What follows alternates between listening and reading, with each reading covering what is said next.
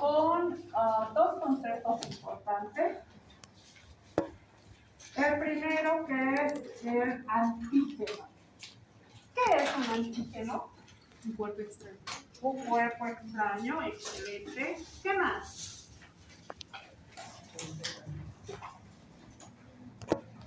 Esta es una muy buena primera característica, pero tiene otra. ¿Cuál es? ¿Qué significa patógeno? Causa enfermedad. Un cuerpo extraño puede causar enfermedad. Que puede causar enfermedad. Entonces, Causa, sí. a veces la cantidad de antígeno no es suficiente para que sea patógeno, ¿ya? De hecho, en las vacunas solo medimos la cantidad de antígeno o le bajamos la virulencia al virus para que no se provoque ninguna enfermedad, ¿ya? Entonces, no vamos a considerar este punto. Pero sí es importante que tenga la capacidad de generar anticuerpos, ¿ya? Si no tiene la capacidad de generar anticuerpos, no es un antígeno, ¿ok? Tenemos muchas cosas que ingerimos, por ejemplo, que son cuerpos extraños, ¿sí?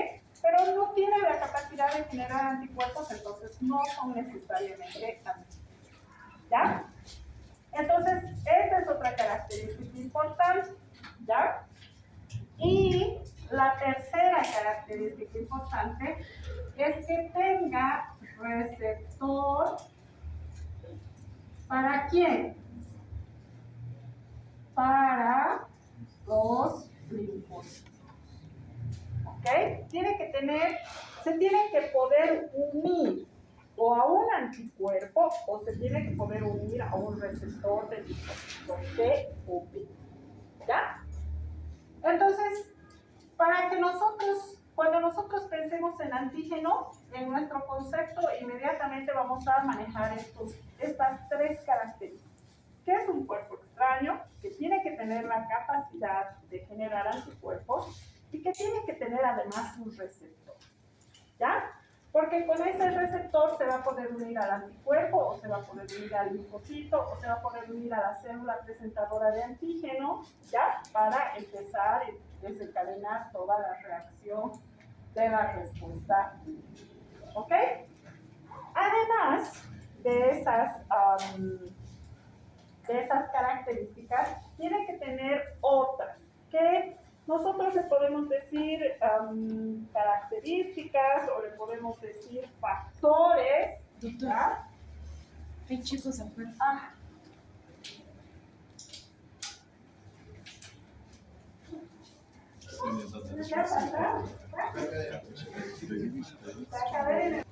Nosotros lo que buscamos o lo que vamos a tener es acá un antígeno, ¿sí? Y acá va a estar de alguna manera nuestro organismo con nuestro sistema inmune. Y acá va a haber un estímulo del antígeno al sistema inmune. Esto se conoce como estímulo antigénico. ¿Sí? Y además, nuestro sistema inmune va a generar una respuesta. ¿Sí? Generalmente esta respuesta va a ser la formación de anticuerpos. ¿Ok? Entonces, es como un círculo vicioso. ¿Sí? Porque el antígeno va a actuar sobre el sistema inmune, va a estimular a que responda el sistema inmune y el sistema inmune va a responder, pero de manera específica contra este antígeno que lo ha estimulado. Por eso hay especificidad, ¿sí? Por eso, si nunca me he enfermado de rubiola y nunca he estado en contacto con el virus, no voy a tener anticuerpos contra la rubiola. ¿Sí? Si no me vacuné, no estuve en contacto, no me enfermé, mi mamá no tuvo cuando estaba embarazada, yo no puedo tener anticuerpos específicos contra la rubiola. ¿Ya? Otra cosa es que haya habido esto, pero de manera asintomática. Y yo nunca me di cuenta. ¿Ok? Existen un grupo de enfermedades que de hecho, cuando llevemos el grupo de los herpes virus lo vamos a ver, y es justamente el de la varicela. ¿Cuántos de ustedes han tenido varicela? Todos los que han tenido varicela tienen mucha probabilidad de tener herpes zóster. ¿Sí? ¿Por qué? ¿Por qué? Porque la varicela, ¿sí?, es la primoinfección, se queda de manera latente en el organismo y ese herpes se despierta cuando eres adulto, es el herpes zóster. ¿Ok? ¿Alguno de ustedes ha tenido herpes zóster? Todavía son jovencitos, ¿no? Pero a veces no tiene edad. Generalmente los adultos tienen mayor tendencia a tener herpes zóster porque hay factores como el envejecimiento celular, ¿no?, que va a hacer que salga a la luz esta enfermedad. Si ustedes atienden a un paciente que tiene herpes zóster, aunque no se acuerde, ese paciente ha tenido que haber tenido varicela. ¿Ok? Aunque él diga no, nunca, o no se acuerda, o lo enfermó de manera asintomática. ¿Ya? Hablando de eso. Si tenemos nuestras células de memoria, cuando llega a aparecer de nuevo, hay personas que tienen dos veces varicela, pero en la segunda ya llega a ser mortal. No se podría decir que es el sistema más reforzado para este hospital. Depende de la cantidad. Ahorita en las características que vamos a hablar, vamos a ver de la dosis. ¿Ya? ¿Quién está haciendo tanta bulla? Salga a abrir su dulce afuera. Aprovechen este momento. Si no, yo también voy a hacer papa frita y todo lo que suene, ¿no? Cuando sea. ¿Ok? Entonces depende de la dosis. Puede ser que la primera vez no haya sido varicela, porque hay muchas enfermedades que son muy similares. La viruela, la varicela, hay otra que se llama, le dicen en el campo principalmente, que aparece solo muy rojo, ¿no?, y se les pasa, o puede haber sido un herpes virus. La roceola infantum es el herpes virus tipo 6, y nosotros de manera coloquial le decimos que es que al niño le ha dado el frío, que estaba caliente, que le hemos sacado su chompita, su chambrita, le ha dado el frío y le han aparecido los granitos acá, cuando no es, pues es un herpes. ¿Ok? Entonces a veces hay confusión porque todas las enfermedades eruptivas son muy similares, ¿ya? Puede ser que en una haya sido sarampión y en otra haya sido varicela. ¿Ok? Justo de eso, de los problemas asintomáticos les iba a hablar. ¿Se han enterado quién se ha muerto en Santa Cruz con dengue hemorrágico? ¿No? ¿Qué película ha ganado el Oscar 2023 al mejor actor? ¿Ah? ¿Ese actor de la ballena? La de la ballena, ¿no? Eso saben, pues bien ustedes, ¿no? Pero otras preguntas no saben. ¿Saben qué ha pasado en Santa Cruz, chicos? Y fuera de broma, es algo que quiero que se acuerden siempre, ¿ya? Porque es muy serio. Ha fallecido una persona muy conocida de los medios, ¿sí?, que ha entrado a hacerse una cirugía por vesícula. La iban a extraer la vesícula. Y estaba aparentemente sana. Una cirugía de vesícula es casi rutinario para los médicos. No debería de tener ninguna complicación. ¿Ok? Pero ¿qué pasó? Esta persona era asintomática de dengue. Le hicieron la cirugía y no pudieron controlar la hemorragia. Y la paciente se murió. ¿Entienden? O sea, no ha quedado mal ni Se ha muerto. ¿Quién? Sí. ¿Ya? Entonces, ustedes tienen que ser médicos con criterio. ¿Ok? ¿Qué pruebas se hacen de rutina prequirúrgicas? ¿Perdón? Ah, vale. Sí, papito, exacto. ¿Pero qué? Diabetes, peyos. ¿Diabetes? Diabetes les voy a dar con este marcador. ¿No sería TPA? ¿Qué es la diabetes? La... Por lo menos no me han dicho diabetes. Si Es no, un ya aquí me hubiera desmayado. Es un trastorno metabólico. ¿Qué es la diabetes? Es una enfermedad. No es una prueba prequirúrgica.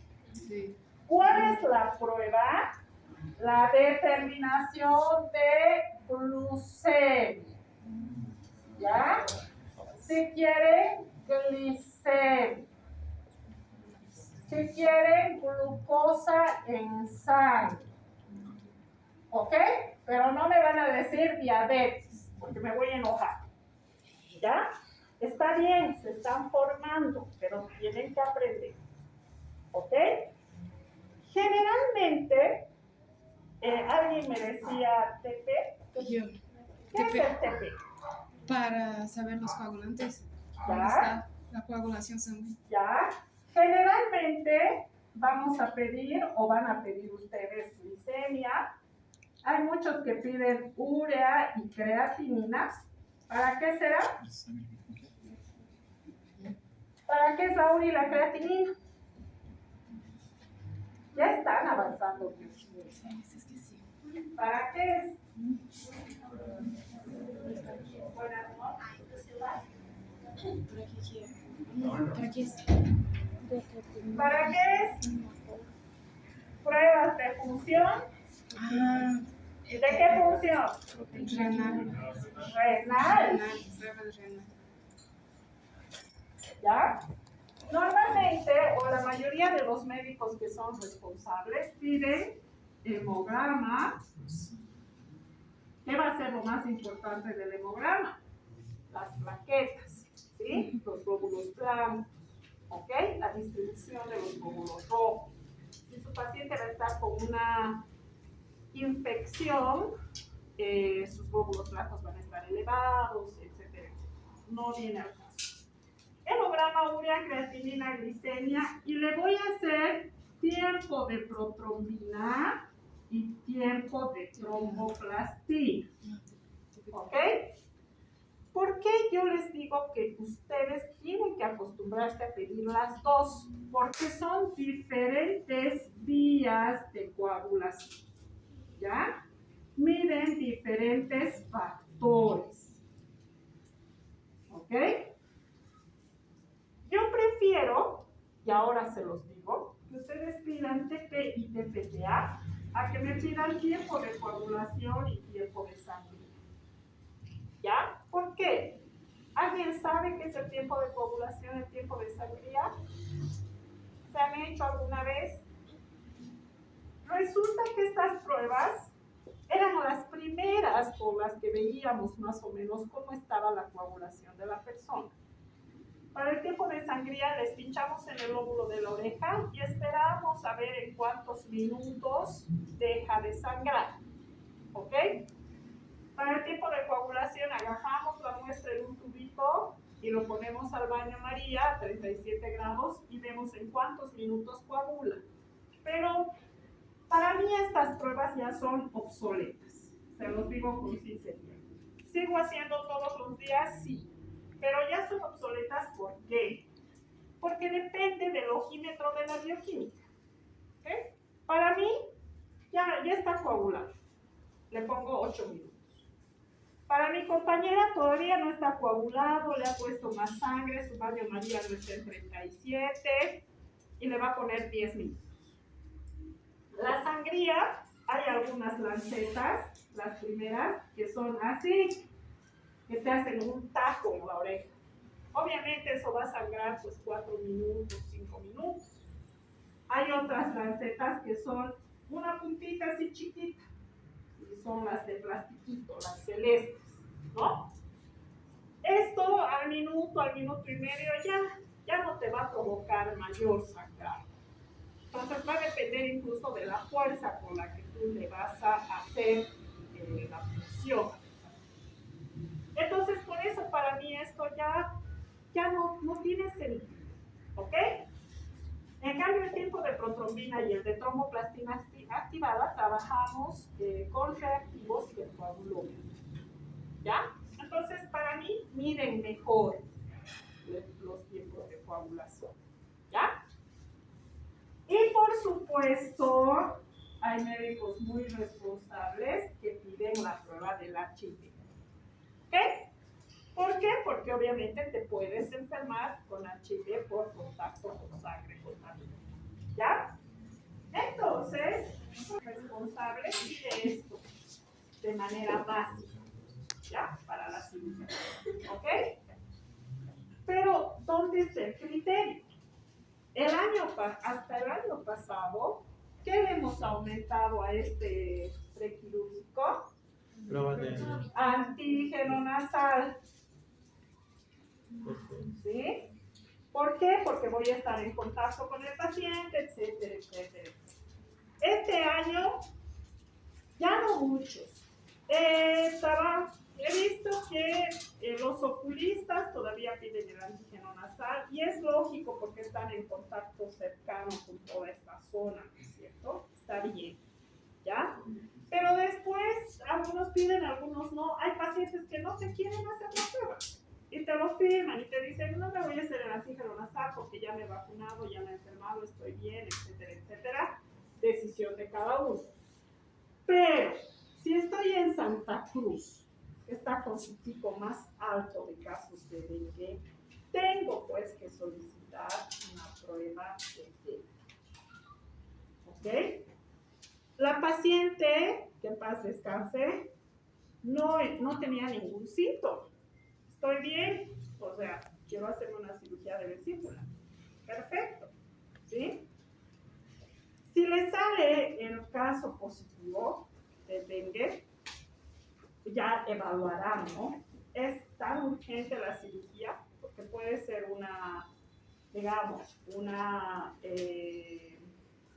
algo donde el riesgo sea mayor si no la operas, por ejemplo, una apendicitis que está a punto de pasar a una complicación mayor, a una peritonitis, ni modo, aunque tenga dengue hemorrágico, la tengo que operar, ¿no es cierto? Pero preveniré, veré bolsas para transfusión sanguínea, veré el uso de anticoagulantes, etc.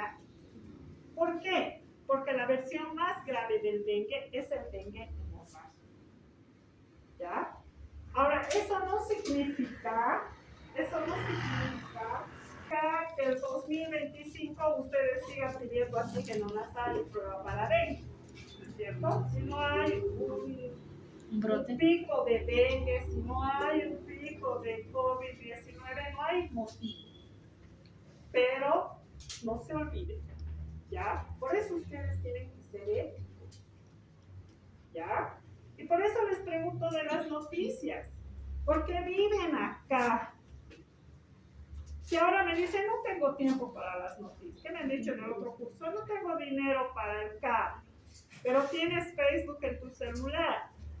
Puedes ingresar a Los Tiempos, a Opinión, ¿sí? Ustedes tienen que ser gente informada, ¿ya? Si ahora dicen que no tienen tiempo, cuando estén haciendo sus Zooms en el hospital, no van a ni siquiera mirar su celular. Y eso es cierto, ¿ya? Pero eso no les tiene que impedir vivir en la realidad que los rodea. ¿Ok? Yo no sé qué ha declarado el médico que ha tenido este infortunio.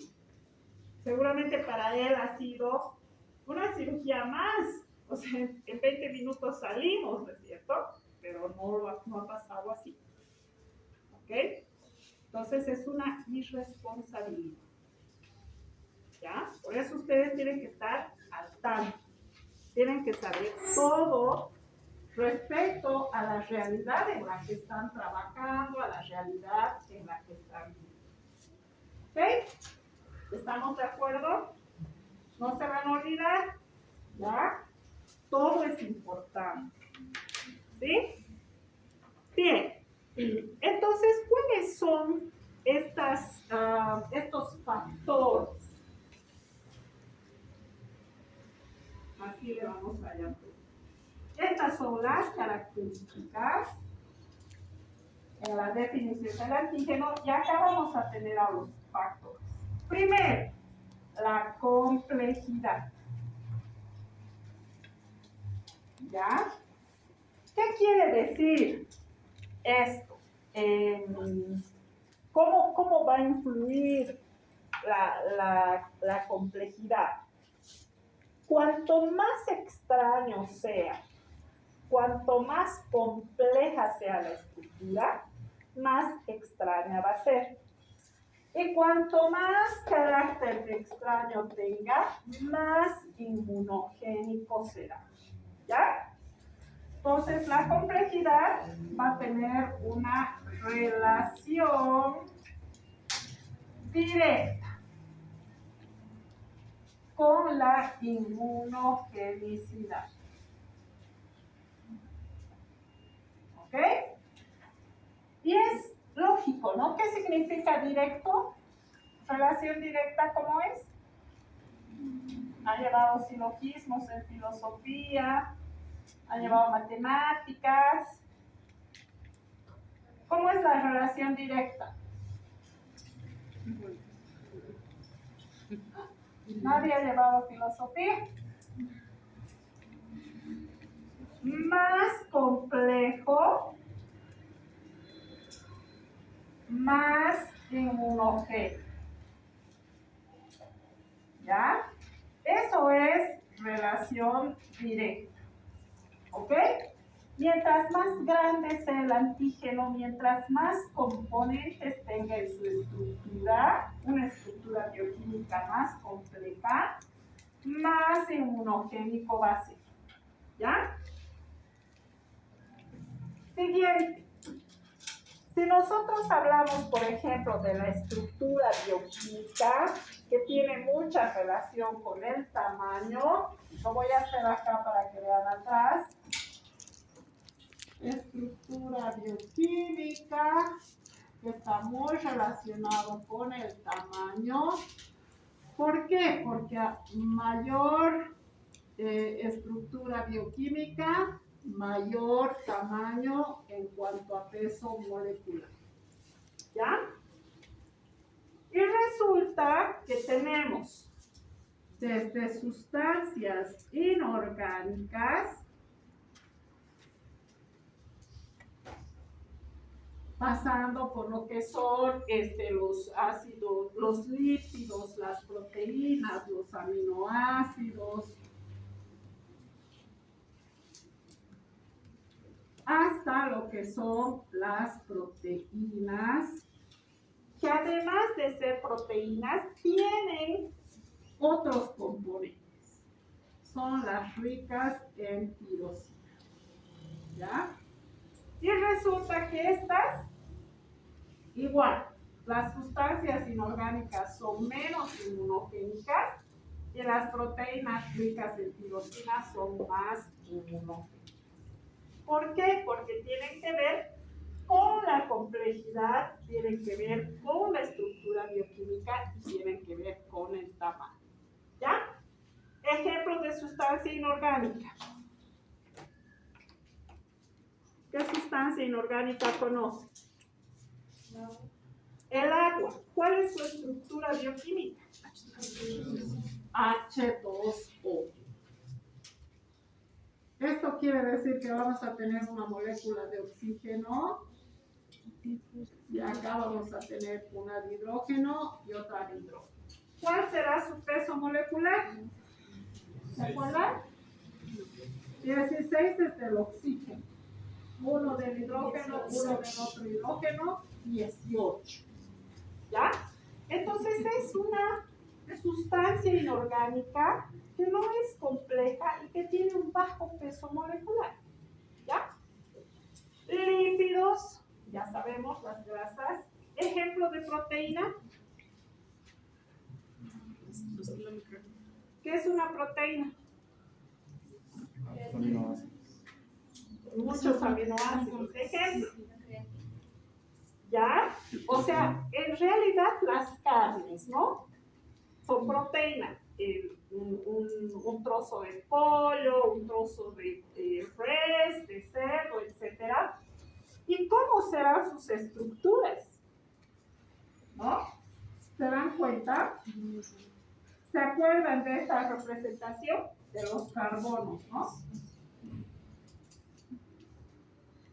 Van a ser muchos de estos que van a estar probablemente unidos a nitrógenos, a oxígenos, a fósforos, a azufres, por supuesto a hidrógenos, etcétera, etcétera. ¿Ya? Sin ir lejos, ¿cuál es la estructura de la glucosa? 6. Carbono 6. ¿Qué más? ¿Saben o no? Hidrógeno y oxígeno. ¿No es cierto? Es 6, 6, 12. ¿Sí? Y ahí vamos a tener un peso molecular. Cada carbono pesa 12. Más o menos, su peso molecular es 12, el hidrógeno 1, el oxígeno 16. Vamos a tener un peso molecular de más de 100. ¿Ya? Pero eso entra, por ejemplo, dentro de los lípidos, esa estructura. ¿Ya? Pero esta estructura de proteína, imagínense cuán grande es, cuánto peso molecular tiene y cuán compleja es su estructura bioquímica. Por lo tanto, estamos de acuerdo en que esto es más inmunogénico que esto. ¿Sí o no? ¿Sí o no? Sí. No me estoy inventando, ¿no ve? Estamos demostrando por qué la estructura bioquímica es importante. ¿Ya? El peso molecular tiene mucho que ver, el tamaño molecular, la complejidad. Esta otra característica que son los determinantes antigénicos. ¿Ya? ¿Qué quiere decir esto? Que vamos a tener algunos antígenos, ¿sí? Que van a ser pequeños. Este es un antígeno pequeño, que solamente va a tener un lugarcito de unión con el anticuerpo. ¿Ya? Y este lugar de unión se llama epítopo. ¿Ok? Entonces, un antígeno pequeño que tiene un solo epítopo es menos antigénico que un antígeno grande que tiene varios epítopos. ¿Ok? ¿Por qué? Porque a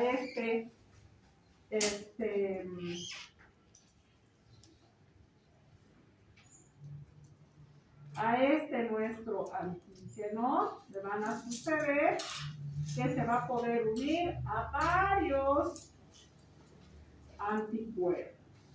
¿Ya?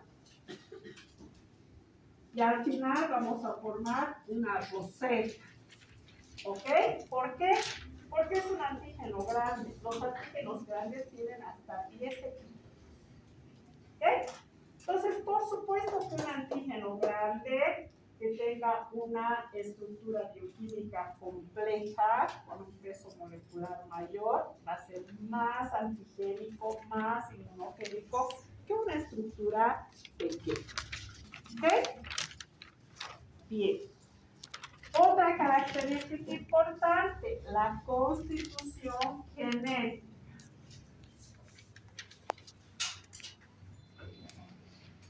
Y esto tiene mucho que ver con la respuesta que va a tener el organismo. ¿Ya? Por supuesto que hay gente, digamos ustedes, que son jóvenes, que no tienen enfermedades de base, no tienen diabetes, no tienen presión alta, no tienen obesidad, no tienen otro tipo de enfermedades, cuyo sistema inmune está atento, está bien, y su respuesta va a ser, por supuesto, mucho más rápida. Por eso es que, digamos, en un grupo de ustedes que son más de 40, viene una persona, estornuda, deja en el aire antígenos, pero no se enferma a los 40. Se enfermará uno, ¿no? O a veces ninguno. Y el resto está claro. ¿Ya? Tiene mucho que ver con la respuesta, por supuesto, de cada uno. Y acá viene tal vez la característica más importante, que es la dosis, la vía y el momento de administración. ¿Ah?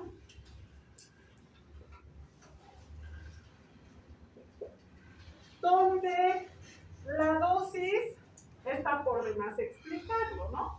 A mayor dosis de antígeno, pues obviamente mayor respuesta del organismo, hasta llegar incluso a la enfermedad, ¿no? La vía, vamos a tener la vía intravenosa, y V significa intravenosa. Vamos a tener la vía oral, y vamos a tener la vía parenteral. Y dentro de esta vía parenteral vamos a tener a la subcutánea,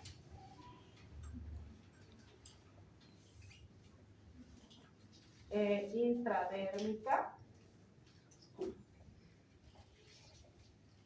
e intramuscular. ¿Ya? Estas también van a tener un sentir.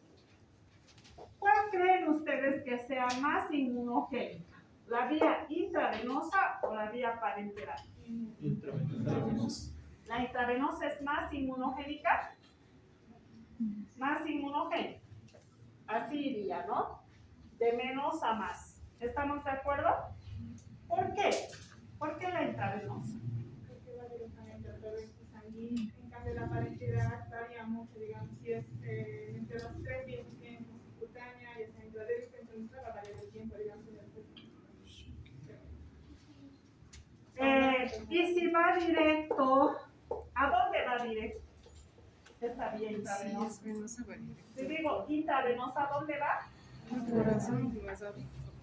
¿Dónde va? A la vena, ¿no? Intravenosa. ¿Qué tenemos dentro de la vena? Sangre. Sangre. ¿Qué hay dentro de la sangre? Glóbulos, ¿no? Aquí tenemos un neutrófilo. Aquí vamos a dibujar un macrófago. Aquí vamos a dibujar un linfocito. ¿Sí? Y aquí vamos a dibujar al antígeno. ¿Ya? Ahí va a entrar el antígeno. Lo estamos introduciendo a través de nuestra jeringuita. Ya. Listo. Si yo voy a introducir directamente a torrente sanguíneo, ¿por qué sería más inmunogénico? Es todo lo contrario. Exactamente. ¿Ya? Exactamente lo contrario. Justamente por la explicación que nos acaba de dar su compañera. ¿Sí? Si yo introduzco al antígeno a la sangre directamente, a este antígeno va a venir este macrófago y directamente lo va a fagocitar. ¿Sí? Lo fagocitó es como si mandaríamos al antígeno a la boca del león. ¿Sí? Tiene ahí está, ni siquiera tiene que venir el macrófago. Ahí está el monocito. Viene, lo fagocita y el resto del organismo ni siquiera se ha alterado. ¿Sí? Ni siquiera se ha alterado. ¿Va a haber respuesta inmunogénica? No. Porque el cuerpo nosotros así nos pasa todo el tiempo. nuestro organismo todo el tiempo está luchando, todo el tiempo está fagocitando, todo el tiempo se está activando el sistema de complemento. ¿Ok? Tiene la vía oral, nos comemos algo, ¿sí? Puede ser que algunos antígenos sobrevivan al pH de la saliva, a las enzimas, etc. Pero también van a desaparecer fácilmente. ¿Ok? Llegamos a la vía parenteral. ¿Dónde les han puesto a ustedes su vacuna? Soy pésima dibujando, pero digamos que este es un bíceps bien formado. ¿Ya? Nosotros nos ponen algunas vacunas que son intradérmicas, algunas vacunas que son subcutáneas. ¿Ya? Viene aquí nuestra agujita, ingresa mi virus, ¿y qué va a pasar? ¿Qué va a pasar? Si tengo una respuesta inflamatoria, por ejemplo, ¿qué va a pasar? Va a pasar todo lo que hablamos sobre él. Va a pasar todo lo que hemos hablado, ¿no es cierto? Sí. Van a estar cerca, acá, cerca van a estar algunos macrófagos y los macrófagos se van a degranular. Va a haber Y esta histamina. histamina va a hacer que haya vasodilatación de los capilares, que estos de acá salgan y pasen a través de la pared del capilar, ¿no es cierto? Para llegar hasta la zona se va a poner roja, va a haber tumor, dolor, etcétera, calor, rubor, todo eso. Y el organismo va a estar pues alerta, porque esa adrenalina que se ha degranulado es como si se prendiera el foquito de la ambulancia, ¿no es cierto? Cuando nosotros estamos conduciendo y vemos una ambulancia cerca, tenemos que dar repaso. Y todo se abre y todo se alborota. ¿Ok? Entonces, por eso, la vía que es más inmunogénica es la vía parenteral. ¿Ok? ¿Estamos? A veces, incluso cuando nos ponemos un antibiótico, ¿no?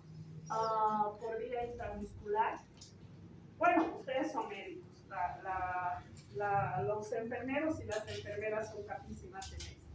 Si es una buena enfermera, tiene que verificar que el medicamento que te están poniendo no ingrese a vena, porque es intramuscular, ¿no? Entonces, absorben un poquito, te pinchan y absorben con el embolo.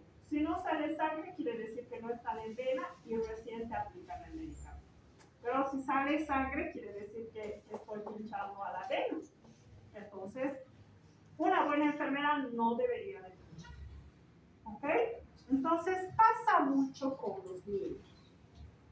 ¿Ya? Cuando veamos el PAI, van a ver ustedes que tenemos a los 2 meses, 4 meses, 6 meses. Al pobre niño le pinchan en una pierna, le pinchan en la otra pierna y además le dan una gotita, la anticotabina. Entonces es una chilladera, ¿no? Porque el niño grita, la mamá llora, el papá se escapa, la abuelita insulta, la enfermera tiembla y la mitad de la vacuna se va afuera. Entonces, ¿hay el efecto que estamos buscando? No, porque esta dosis que debería recibir el niño no la recibe. ¿Ok?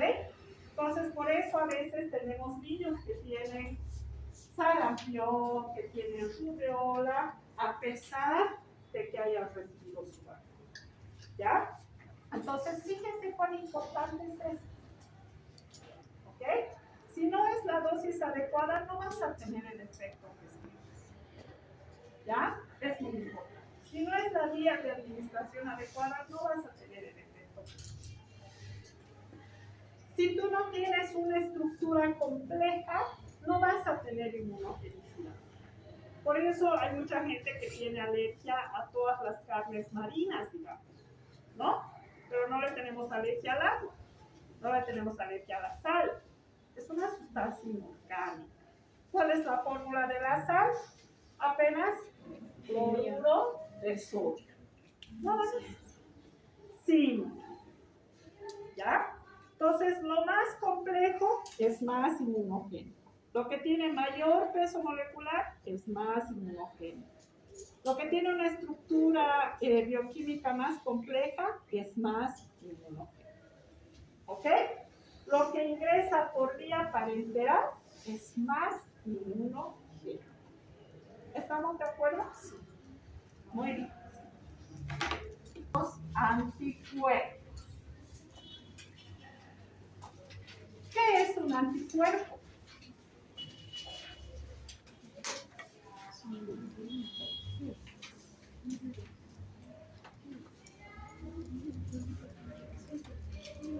¿Están tomando apuntes? ¿Qué es? ¿Qué es un anticuerpo? ¿Cuál es tu nombre? Dale, Lisa.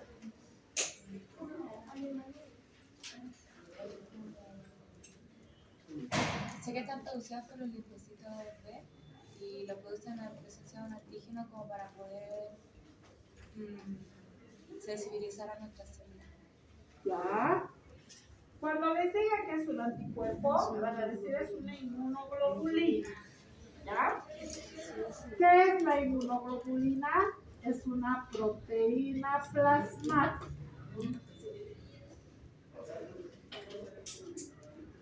¿Por qué será una proteína plasmática?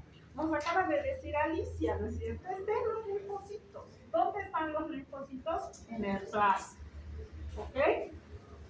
Por eso, cuando hablábamos, por ejemplo, de la respuesta pasiva artificial, decíamos el plasma hiperinmune, ¿no es cierto? En el plasma están los anticuerpos, las inmunoglobulinas específicas contra el COVID, contra la rabia, etcétera, etcétera.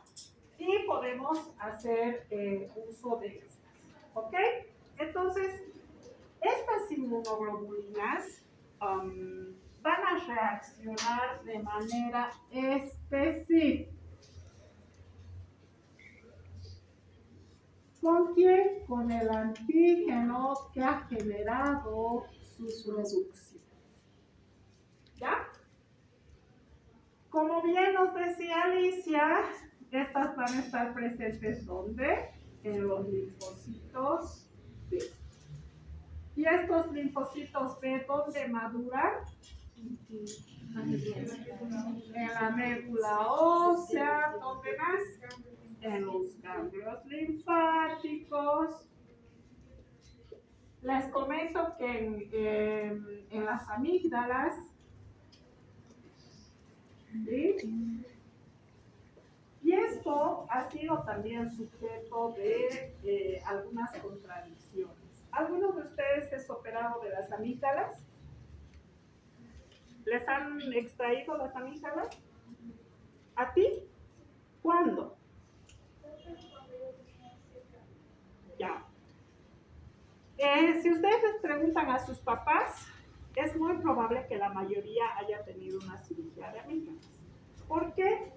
Porque fue una práctica que se realizaba mucho en los 80s, ¿sí? Estaba como en boga, principalmente las personas que se enfermaban constantemente con amigdalitis, pensaban que la extracción de las amígdalas iba a solucionar el problema. Pero después se dieron cuenta que lejos de hacerle un favor al paciente, le estaban haciendo un daño. ¿Ok? Primero porque si te quitan las amígdalas, la infección que se iba a dar lugar acá va a ser interna, ¿no? Directamente hacia los bronquios o hacia los pulmones, ¿ya? Y segundo, porque en las amígdalas tenemos la maduración de los anticuerpos, ¿ok? Entonces, lejos de ayudar al paciente, lo estabas perjudicando. Por eso se ha dejado esa práctica. Actualmente ya no es aconsejable hacer la cirugía de extracción de amígdalas, ¿ok? Es justamente por eso, ¿ya? Entonces, tienen un promedio de vida de días, ¿sí? O semanas. Perdón, doctora, una pregunta. Dime. ¿En ningún caso va a ser apropiado que se haga la extracción de amigdalas o sí va a haber en algunos circunstancias? Ahora no se recomienda. Lo que se recomienda es que el paciente se cuide, ¿no es cierto? Que no esté, por ejemplo, había una época en la que yo daba clases todo el día. Daba clases en la mañana, daba clases en la tarde y empecé a dar clases en posgrado en la noche. Entonces terminaba casi afónica. Estaba todo el tiempo hablando y constantemente me enfermaba. Pero bueno, lo recomendable es que el paciente se cuide y en todo caso hacerle un cultivo de secreción faríngea para darle el antibiótico que es justo, ¿ok? Al que se hace. Y además que el paciente termine su tratamiento para que no cree resistencia, ¿sí? Lo que pasa es que si hay un caso donde lo mejor es quitar porque hay una inflamación que a veces empieza a pasar al resto, a lo que son las cuerdas bucales y demás, pues bueno, si es tu última opción, ahí vas, ¿no? Pero no es lo más aconsejable. Tampoco es que yo les esté diciendo que estás quedando sin producción de anticuerpos, porque tenemos todavía la médula ósea y otros cambios linfáticos para la madurez, ¿ya?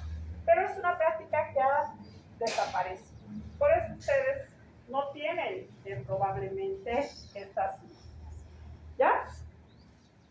Bien. Ahora, para que empiece la formación de los anticuerpos, ¿qué necesitamos? Necesitamos que el antígeno y el anticuerpo entren en contacto, ¿sí?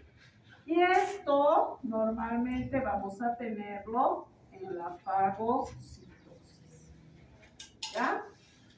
Por eso se dice que el paso inicial para la formación de los anticuerpos es la fagocitosis.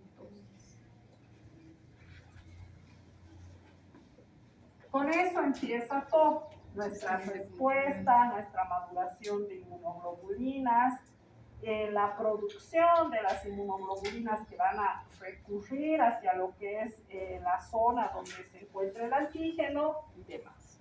¿Ok? Bien. Voy a usar 3 colores. ¿Cuál es la estructura del anticuerpo? El anticuerpo tiene 2 cadenas ligeras, ¿sí? O livianas, o light, ¿ya? Y por eso se dice 2 cadenas L. Y tiene 2 cadenas pesadas. Estas cadenas pesadas en inglés se dice heavy.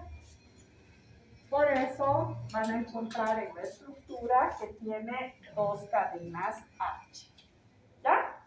Siempre vamos a tener 2 cadenas livianas, así. Vamos a tener 2 cadenas pesadas y vamos a tener la parte FC, la parte constante. ¿Ya?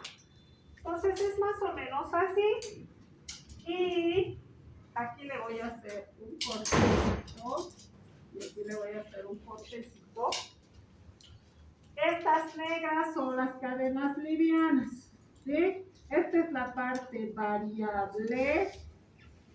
Y esta es la parte constante de las cadenas livianas.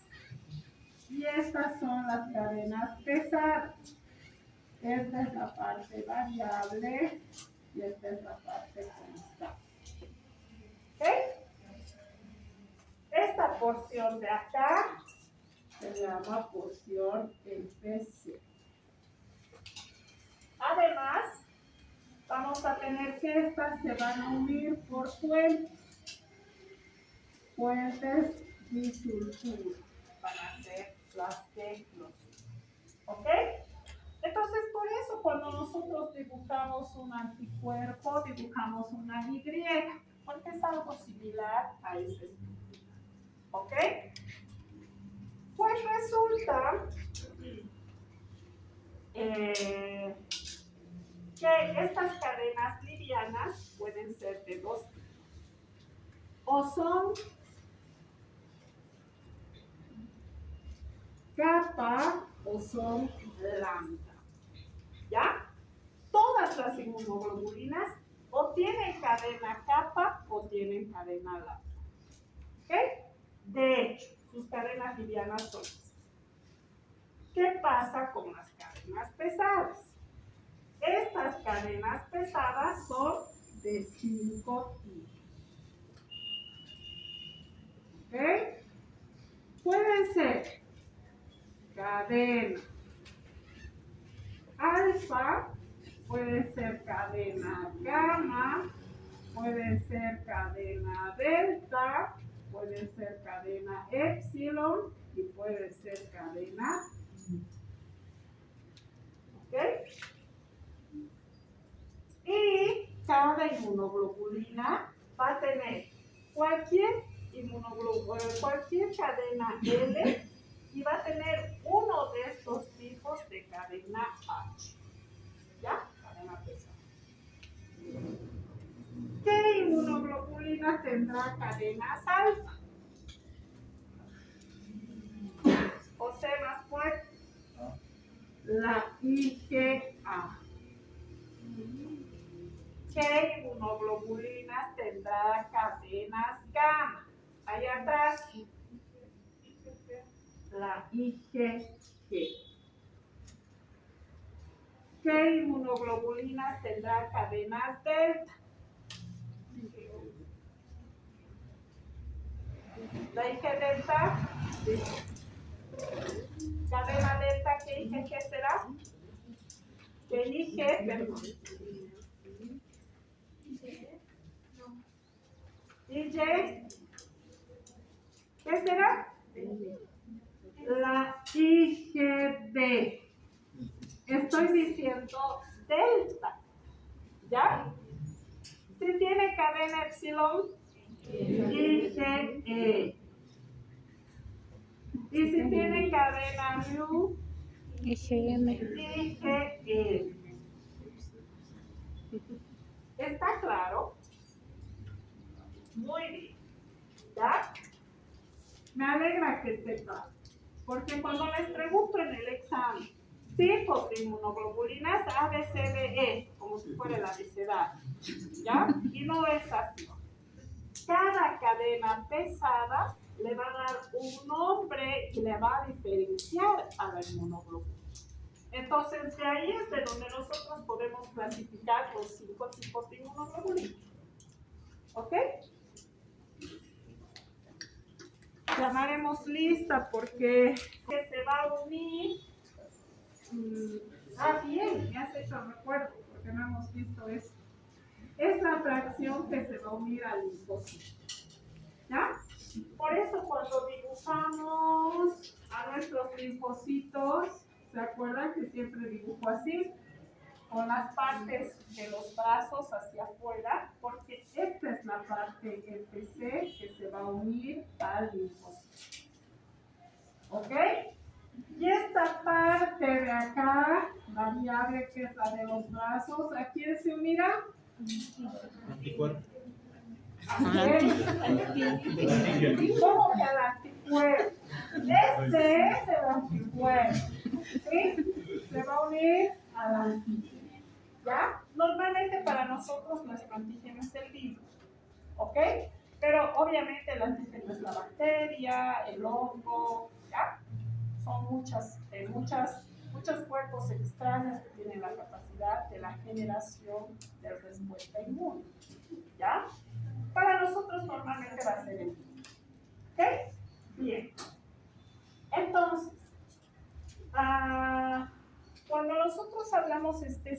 específicamente de las inmunoglobulinas, diremos que esta, la IgG, es la que se encuentra más abundante, ¿ya? Es la más abundante. Y la IgD es la menos abundante. De hecho, no se sabe cuál es la función de la IgD. Lo que sí se sabe es que está en la membrana de los linfocitos junto a la IgM. ¿Ya? Entonces vamos a tener algunos linfocitos que van a tener IgD en la membrana. Entonces es muy probable que también intervengan en esta respuesta primaria. ¿Ya? Bien. Si nosotros hablamos de la IgG, ¿qué es lo más importante o qué es lo que tienen que recordar? Que esta tiene la capacidad de atravesar la placenta. ¿Sí? Como tiene la capacidad de atravesar la placenta, ustedes tienen que acordarse que cuando, por ejemplo, tengan un recién nacido de una madre que dio rubiola en el embarazo, ustedes tienen la obligación de hacerle cuantificación de IgEs al niño, al recién nacido. Si el niño, el recién nacido, es IgG positivo para rubiola y es IgM positivo para rubiola, ¿qué significa? Que el niño ha tenido infección de rubiola intrauterina. Por eso su IgM está positiva. Y la IgG es de memoria o porque atravesó la placenta de los anticuerpos de la madre. ¿Ya?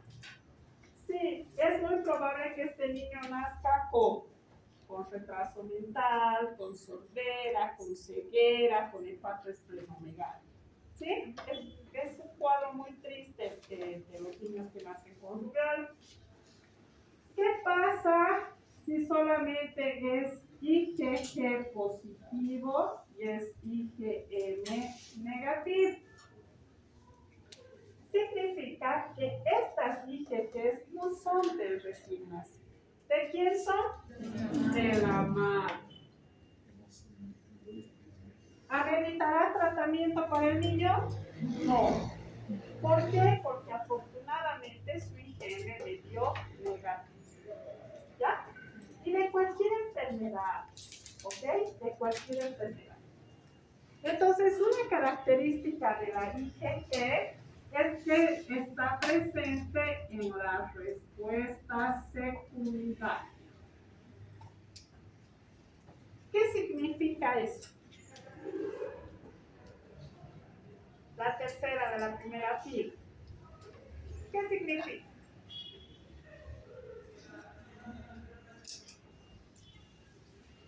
Me van a avisar cuando sea 5 y 5, ¿ya? Por favor. 5 y 5. ¿Qué significa? ¿Por qué le diremos a la IgG en respuesta secundaria?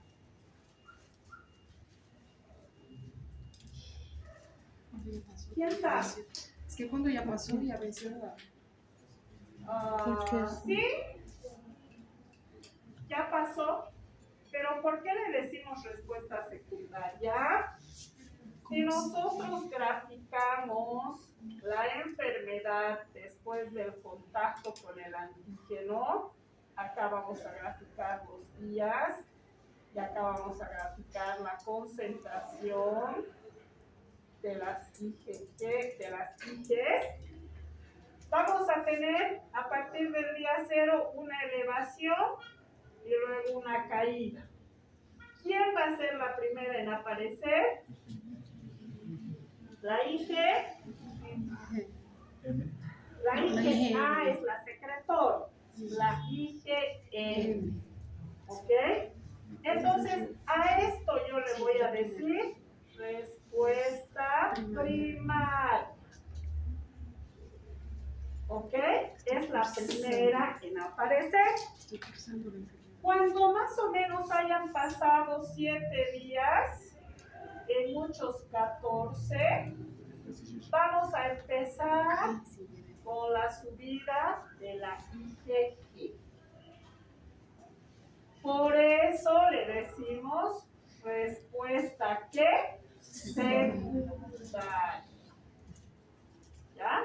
Entonces, ¿por qué la IgG es respuesta secundaria? Porque es la segunda en aparecer. Así de simple. Yo me acuerdo de este gráfico. ¿Ya? ¿Qué pasa en la mayoría de las enfermedades virales? Esta IgG sube y se mantiene así a lo largo de toda la vida. Por eso necesitas una vacuna en tu esquema de vacunación y ya estás protegido para siempre. Me he vacunado una vez para la fiebre amarilla, listo. ¿Ya? En cambio, por ejemplo, con el COVID, que es una enfermedad nueva, se ha visto que a los 3 meses incluso esta IgG empieza a bajar. Entonces, ¿qué se ha recomendado? La dosis de refuerzo. ¿Para qué? Para que vuelvan a subir las inmunoglobulinas. ¿Estamos? Bien. Entonces, es la predominante en la respuesta secundaria, es la única que puede atravesar la placenta y es la que tenemos en mayor cantidad. ¿Qué? ¿Qué pasa con la IgM? Ya está por demás decirlo, es la de la respuesta primaria. ¿Sí? ¿Por qué? Porque es la primera en aparecer, está en la membrana de los linfocitos están circulando con sus IgMs y cuando tiene el contacto con el antígeno específico va a iniciar la proliferación. ¿Ya? Es la más eficiente para la aglutinación. ¿Dónde han visto ustedes reacción de aglutinación? En la sangre. En la determinación del grupo sanguíneo, ¿no es cierto? ¿Por qué la IgM es la mejor en la aglutinación? Porque tiene forma de roseta. Es un pentámero. No es una estructura así como Y. Son 5 estructuras. ¿Ya? Entonces, una IgM se va a ver así. 4, 5. Un pentámero. Son 5 inmunoglobulinas unidas, por lo tanto vamos a tener varios lugares de encuentro. ¿Ok? Por eso son más fáciles de identificar o resulta mucho mejor en la aglutinación. ¿Ya? Porque en la aglutinación vemos eso, se aglutinan, podemos incluso observarlas a simple vista. ¿Ya? Se viene la IgE, la que tiene cadena pesada epsilon. Esta va a tener mayor afinidad con los eosinófilos.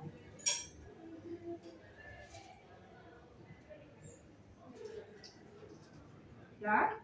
Decíamos que estos están en los linfocitos, estos están en los linfocitos. La IgE tiene mayor predilección hacia los eosinófilos. ¿Sí? Entonces, por eso la IgE va a estar presente cuando tu paciente tenga hipersensibilidad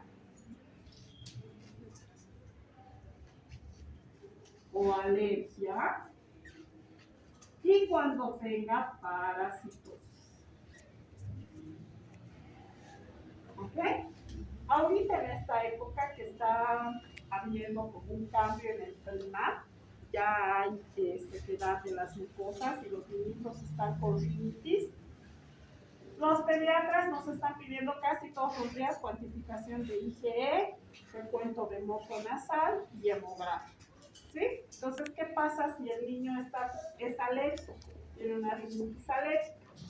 La cantidad de IgE va a estar por encima de los valores normales y en el hemograma vamos a tener un recuento con mayor cantidad al 5% de eosinofilos. ¿Ya?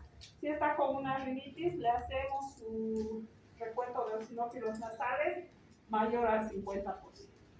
¿Ok? Entonces, esta es específica, tiene mayor predilección, está presente en la membrana de los eos. ¿Ok? Por eso hay relación. ¿Ya? ¿Está claro? Dime. ¿Alguna pregunta? Presente en la membrana De los eosinófilos. ¿Verdad? De los eosinófilos. Tiene mucha relación. ¿Ok? Bien. ¿Cuál es la IgA?